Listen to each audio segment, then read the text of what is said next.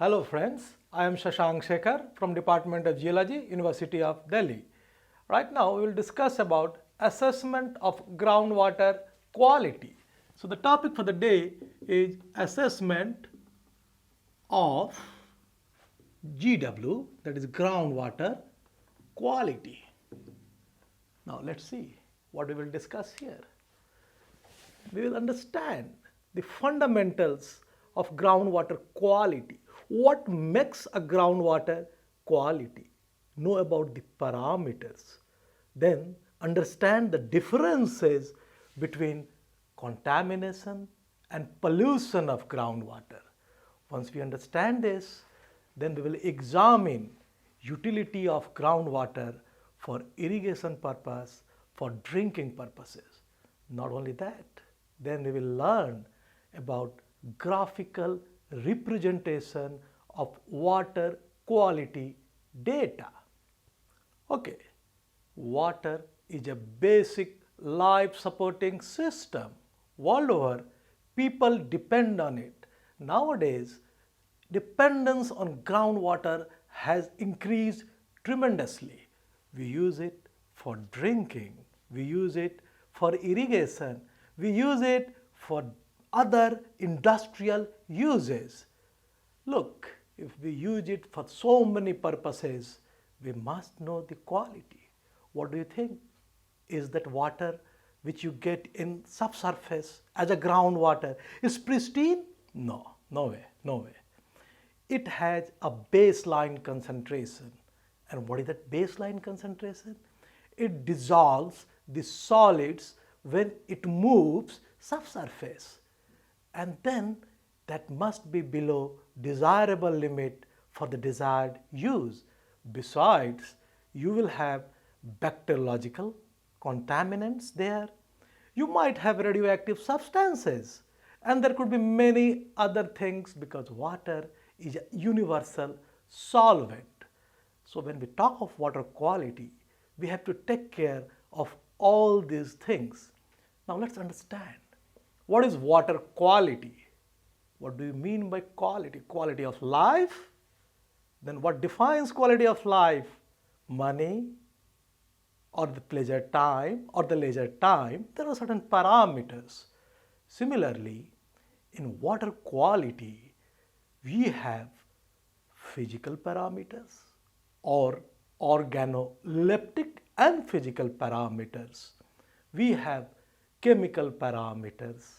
We have bacteriological parameters. We have radiogenic substances. All of them adds to the baseline concentration. Hang on, that's not all. Quality depends on the desired use of the water. Let's say, if I want to use this water for drinking purpose, then the quality will be different. The parameters assessed will be different. I want to use this for irrigation purpose. The parameters assessed will be much different than what we do for drinking purposes. So water quality depends on the desired use. Once we take this in our mind, we will evaluate the parameters for desired use further in the text. Now we must understand two things, pollution and contamination. These are really words which you must be listening a lot, pollution and contamination. Very often they are used synonymously, but there is a subtle difference. And to be more scientific, most of us talk of pollution as an anthropogenic source, that is human-induced source. But contamination is taken as a geogenic source. Let's look at the literary meaning because most of us are not very clear where and how to use this. What contaminate means? Contaminate means to add something which may be not desirable, which may be dangerous, but to add something. And you also say you have contaminated my mind. You have added something to my mind which was not desirable. But it never says in the literary meaning beyond a limit. pollute literally means adding something to water, air, or land which is beyond the desired use. If we go by this, then contamination can be both geogenic or anthropogenic. Geogenic means human induced, while anthropogenic, no. That's not the way. Many of you will confuse. It's the other way around. Anthropogenic is human induced and geogenic is nature induced. Be it so, then what is pollution? The movement, contamination from either geogenic sources or anthropogenic sources crosses the desired level, that is pollution. We finish this here because many books, many workers follow different perspective and definitions, but in my perspective, this is okay. Next, how do you measure quality parameters and how you report them? As far as measurement is concerned, there are protocols defined by different institutions and agencies. The first of them is WHO, that is World Health Organization. It sets the protocols which has to be followed by laboratories. In tune to that, each country has its own Bureau of Standard. In India, we have Bureau of Indian Standard. It defines the protocol for measurement of what? Organoleptic and physical parameters, chemical parameters, bacteriological parameters, and radioactive substances. More important, as a hydrogeologist working in groundwater field to us, is how the lab reports it. Most of the labs, they report this chemical parameter in terms of milligram per liter. For minor constituents, even for trace elements, sometimes they use microgram per liter. Now, we must be aware that 1 milligram per liter is approximately equal to 1 ppm. 1 milligram per liter is approximately equal to 1 ppm. Now, that's an approximate relationship. We must keep in mind. It's not the sensu stricto true relationship. In groundwater chemistry, when we do some analysis and understanding, something more important is there. That is milli-equivalents per liter. And what is that? ppm or milligram per liter divided by equivalent weight. Now, what is equivalent weight? That must be a question in your mind. And that is nothing. Formula way divided by charge of the ion. So we understand reporting of chemical parameters. Now, with respect to organoleptic and physical parameters like color, we have Hagen units. It quantifies the color and then that's matched to a set of the standards and you get a numeric value. And then you say, okay, that's acceptable. It's not acceptable. Then we have turbidity, you have NTU. NTU is nothing, a scattering of light vis-a-vis incident beam is observed at 90-degree angle and it is quantified. For order, for test, you have agreeability. How you agree to that? It's agreeable to me or not. If it's agreeable to me, that's good. So it's an accepted order, it's an accepted test. And then we have pH. All of us are aware. What is pH? Negative logarithm to base 10 of hydrogen ion concentration in moles per liter. Hang on, it's not over yet.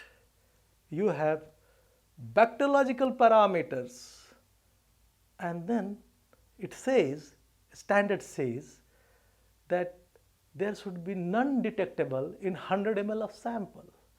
For radioactive substances, the reporting which has to be done is in becquerels per liter. So we understand how they are measured and how they are reported.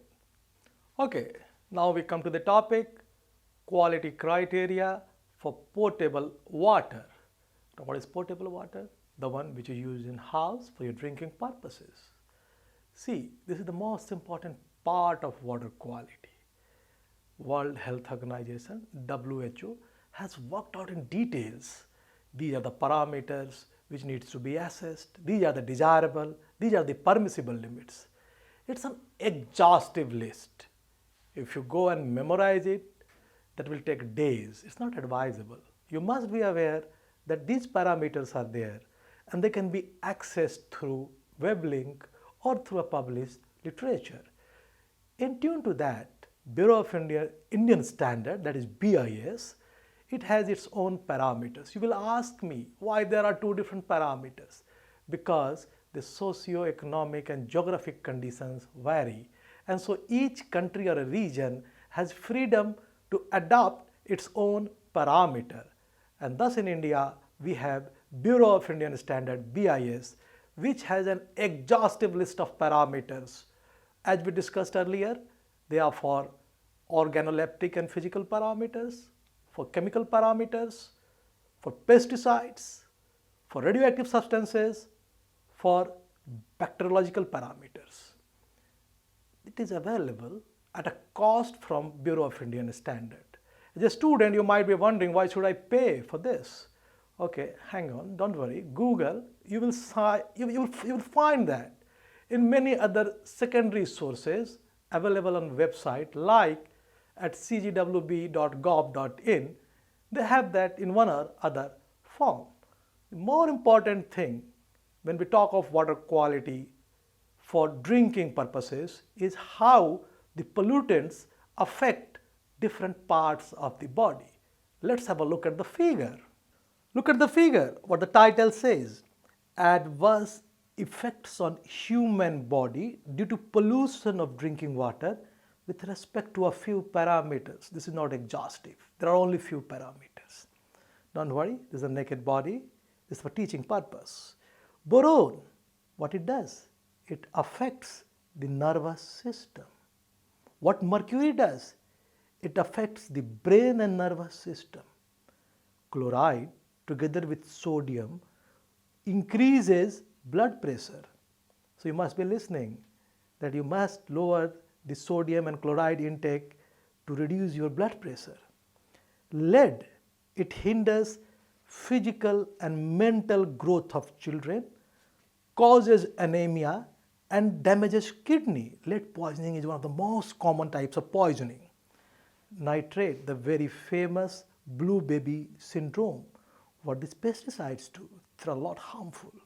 They cause cancer, they damage the nervous system, they damage your reproductive system, they severely damage the immune system of body.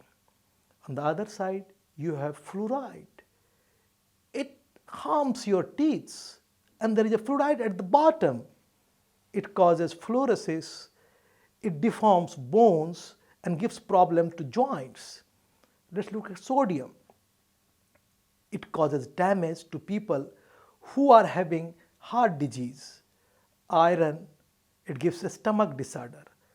Cadmium, it again has adverse effects on bones and sometimes it also causes cancer. Sulfate together with magnesium causes diarrhea.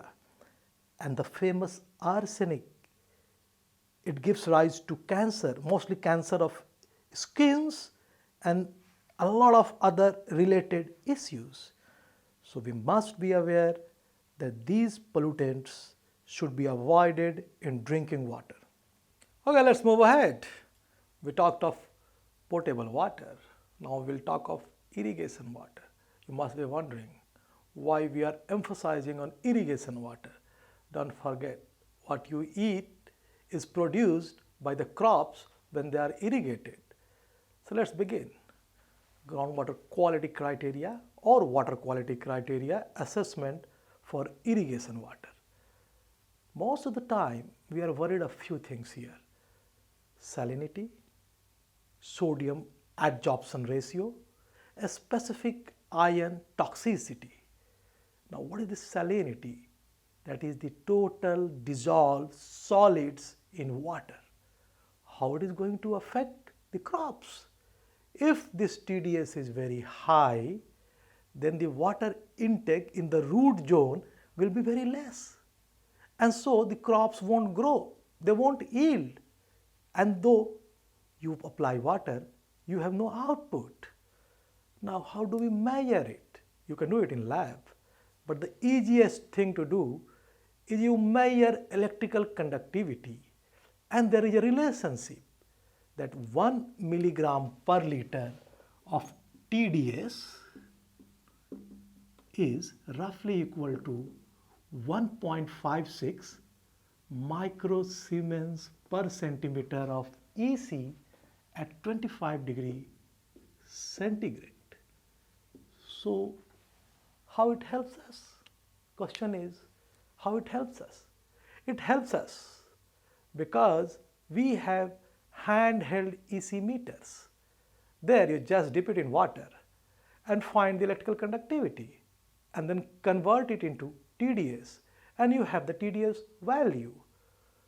Most important is that we assess irrigation water based on this electrical conductivity and sodium adsorption ratio on a plot which we will discuss further, that is CS plot, C-S. Now, sodium adsorption ratio. First, why sodium is so important? Because high sodium concentration in the root zone reduces permeability of the soil. And if the permeability of the soil is reduced, there will be less infiltration of water to root zone, and so no crop yield. And this is greatly controlled by sodium ion concentration vis-a-vis Ca and Mg ion concentration. You must keep in mind that when we estimate SAR, all the concentrations are in milli-equivalents per liter. So what is SAR?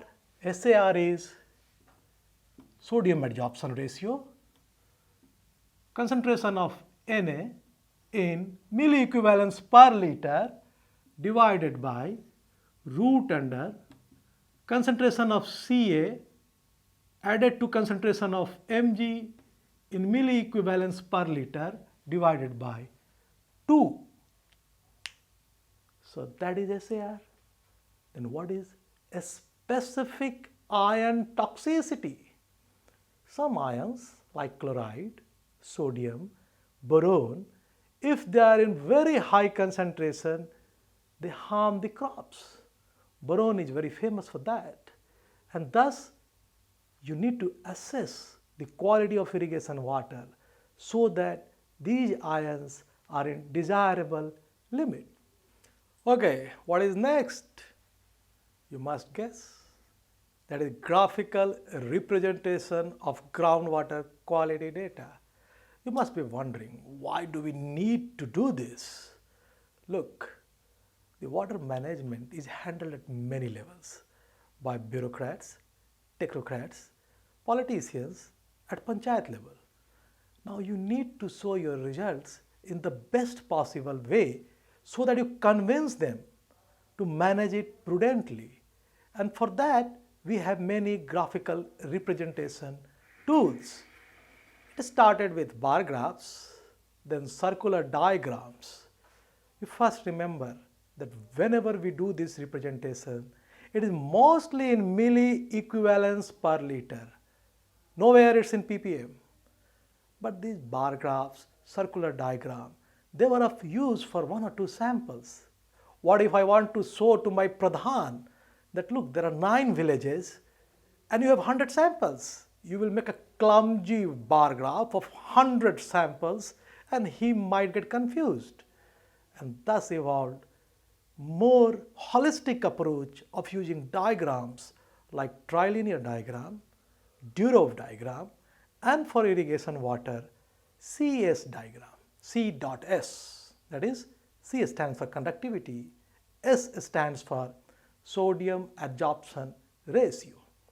What is trilinear plot? It was given by Hill and Piper together. Not at the same time, at different times, Piper improved upon Hill's diagram to propose this.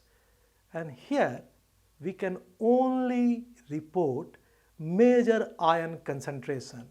You must be wondering, what are these major ions in groundwater? Ca, Mg, Na, K, as far as cations are concerned. Anions, bicarbonate, carbonate, sulfate, and chloride.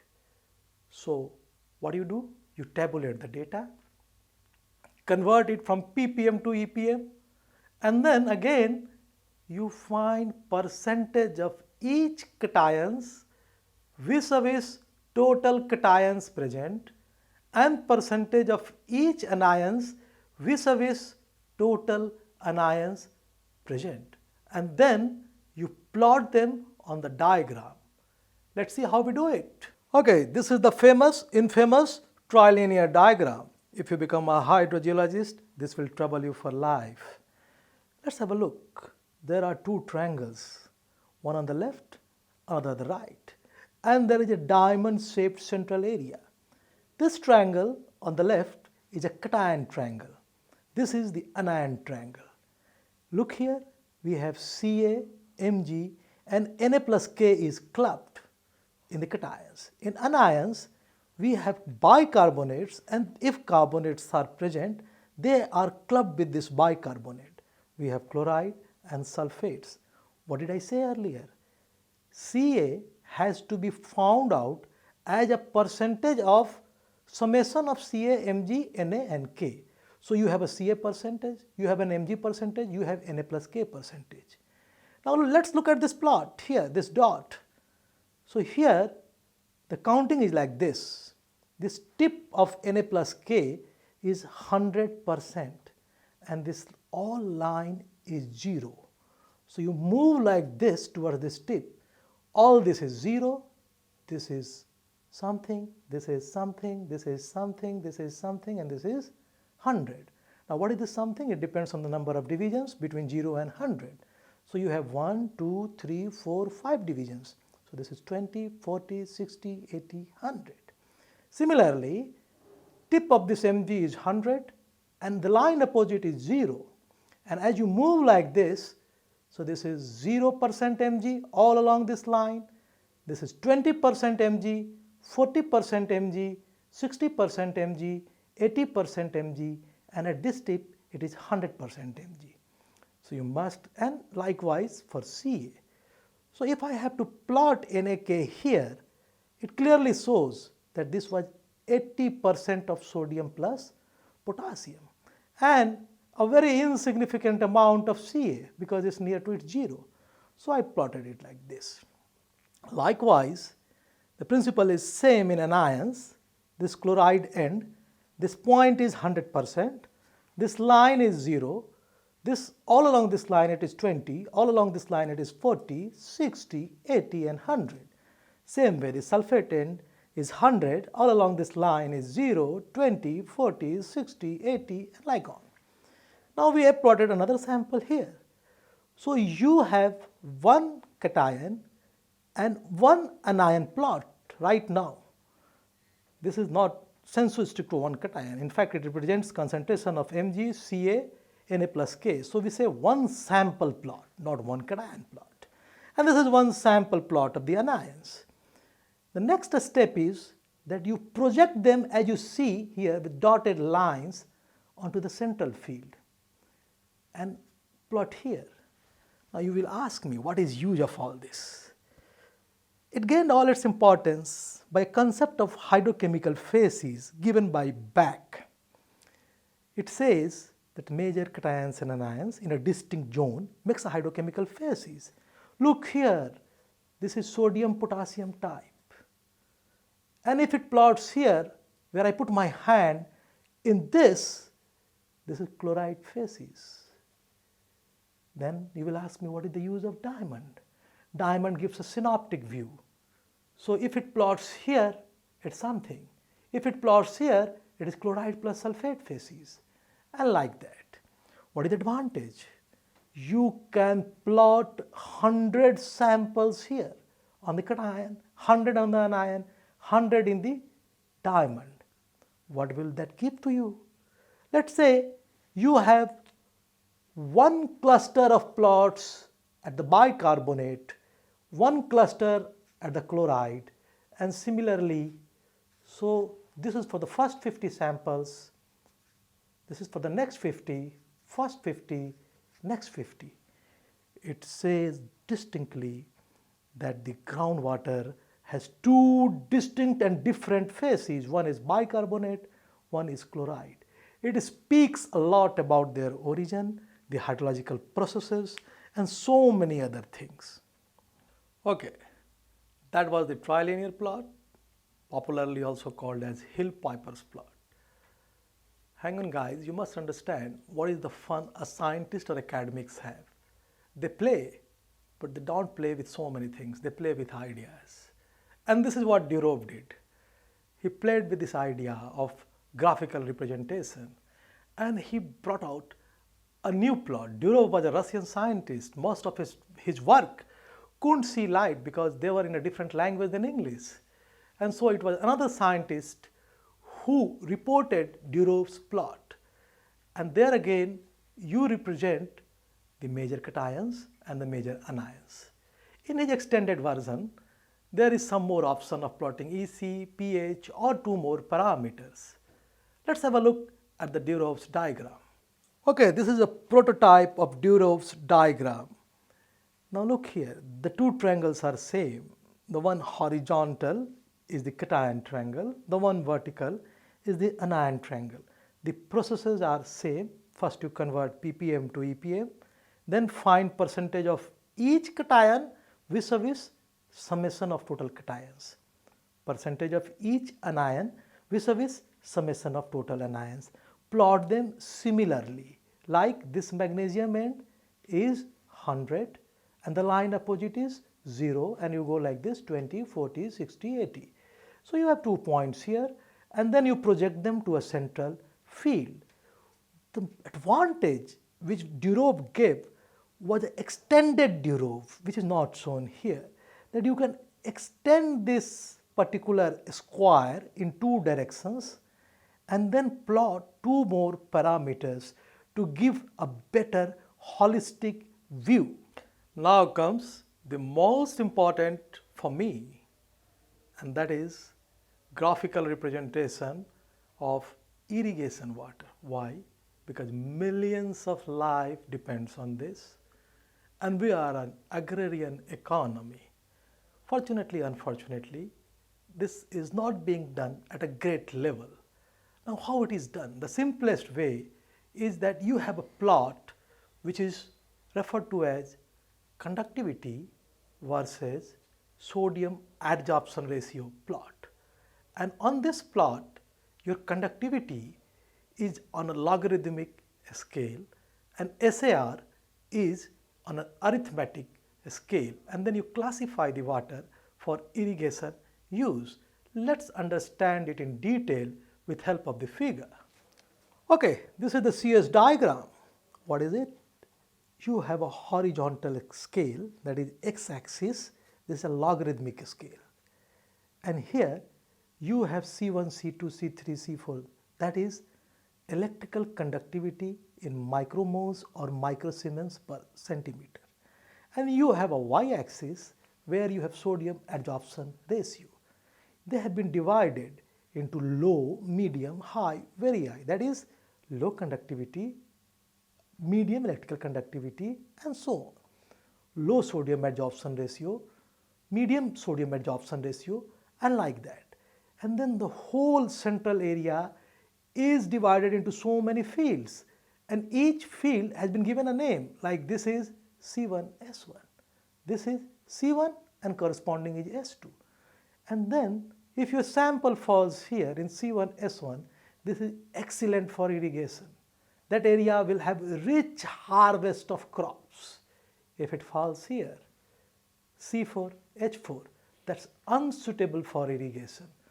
Let's not be pessimistic. Then you have to be rather concerned about the other measures which needs to be adopted to increase the crop productivity in this area.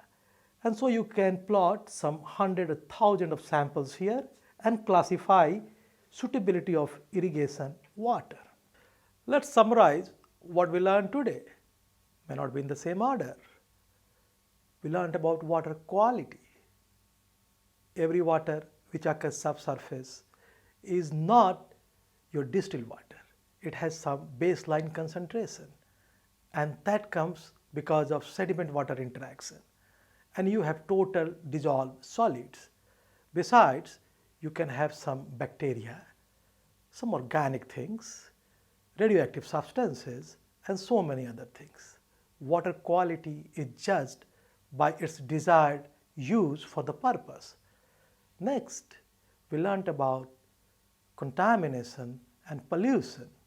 Contamination is adding any substance to groundwater, either through geogenic source or by anthropogenic means. Pollution is when this contamination is beyond the desired or permitted limit. We also came to know how these quality parameters are measured, and more important, how they are reported. They are reported for chemical parameters in milligram per liter, for color in Hagen units, and like that for turbidity and other things. Then we discussed about suitability of this water for drinking purpose vis-a-vis WHO and BIS standard. Then for irrigation purpose, we also discussed that it is salinity, sodium adsorption ratio, and toxicity by ions like boron and sodium, chlorine, etc., chloride. That is more important. In the end, we learned that for graphical representation, we have trilinear plots, Durovs diagram, and CS diagram. Thank you. That's all for the day.